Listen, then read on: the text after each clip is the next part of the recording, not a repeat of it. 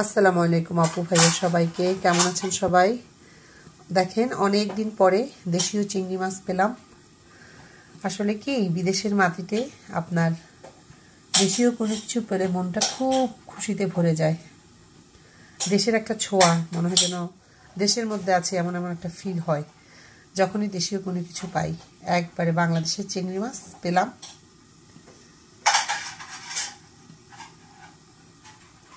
আর সবার কাছে রিকোয়েস্ট থাকলো আপু ভাইয়া, আমার লাভলি আপুরা, সবার কাছে রিকোয়েস্ট থাকলো আমার চ্যানেলটা সাবস্ক্রাইব করে দিবেন, লাইক শেয়ার করে দিবেন।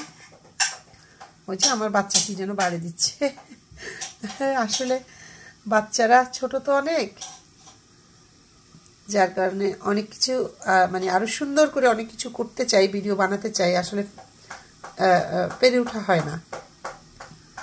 সবার জন্য দোয়া ও ভালোবাসা থাকলো, আমার জন্য দোয়া করবেন, আপনাদের জন্য দোয়া থাকলো। আর আমার চ্যানেলটা অবশ্যই লাইক শেয়ার সাবস্ক্রাইব করে দিবেন।